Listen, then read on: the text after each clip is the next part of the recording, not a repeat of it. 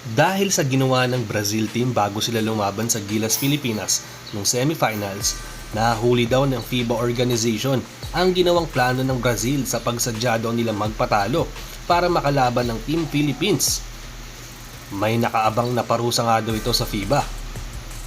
At bonus ng Gilas, nakahanda na once nakabalik nga sila dito sa Pilipinas. Yan ang topic natin sa video na ito mga ka-sports. Tara at pag-usapan na natin yan. Hindi makakalimutan ni Coach Tim ang experience nila dito sa OQT, dito sa Latvia. Dahil isa nga ito sa magandang nilaro ng mga players nila. Lalo na umabot nga sila sa semifinals kontra Brazil. Kaso doon nga naputol ang streak ng Gilas.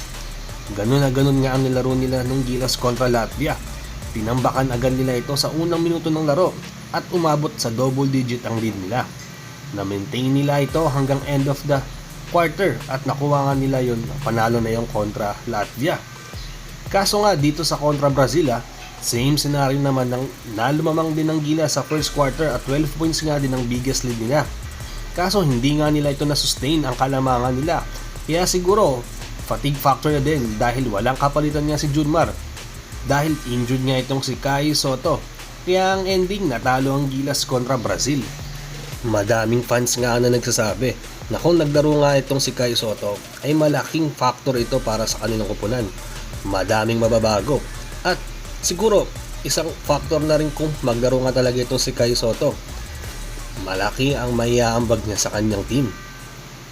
Pero yun nga mga ka-sports, dahil sa ginawa nga ng Brazil team bago ang laban nila sa Gilas ay napansin daw ng FIBA organization na sinadya daw na magpatalo ng Brazil kontra Cameroon para makaiwas nga dito sa Latvia. Tapos Gilas nga ang makakalaban nila sa semis.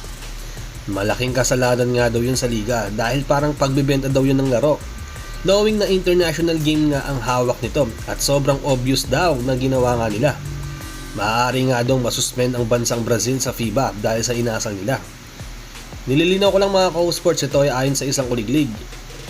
Mukha kasi na may matinding plano ang Brazil sa Gilas kaya nila ito ginawa at sinadya na makatapat. Or baka may nagtimbre nga sa kanila na kung ano nga ang weakness ng Gilas kaya pag-aaralan pa daw ng gusto kung mas mabigat ang ipapataw dito sa Brazil ng FIBA organization. Para sa akin mga ka-sports, tanggapin na lang natin ang pagkatalo nga ng Team Philippines. Kasi si Coach Tim nga, alam ko na tinanggap ng pagkatalo nila. Basta ang alam na ng karamihan na kaya nga nilang makipag-compete sa European team at ibang Gilas na nga sila ngayon. Kailangan nila ay magkaroon nga ng healthy lineup sa mga susunod na game nila at mahabang preparation na din. Gusto nga din ni Coach Tim na mag-stick na nga lang sa mga players niya ngayon para sa mga susunod na international games para mabuo pa lalo ang chemistry ng mga players niya. Kasi kahit ako naniniwala na papalag na mga players natin basta healthy lahat ng nila. Magandang simula na din ito para sa Gilas na kaya nga nating sumabay sa mga bigatin na team at nakikilala din tayo lalong lalo na sa buong mundo at tumaas nga ang rank natin after ng OQT. Sa second topic natin mga ka-sports ay tungkol naman sa bonus na matatanggap daw ng Gilas Pilipinas. Tulad nga ng mga ginawa ng SBP, kada lalahok or may achievement ang Gilas ay nag-aabot sila ng mga bonus sa mga players nila. Tulad na nangyari sa Asian Games last year kung saan nag-champion nga ang Gilas Pilipinas after ng matagal na panahon. Si Boss RSA at Manny Pangilinan ang nagbigay ng mga bonus sa kanila. Dalawang bigatin na kilalang galante pagdating nga sa basketball. Halos umabot nga daw ng 4 to 5 million ang nakuha kada player sa Asian Games nung nag-champion sila. Tapos bukod pa nga dun yung nakuha nila sa gobyerno.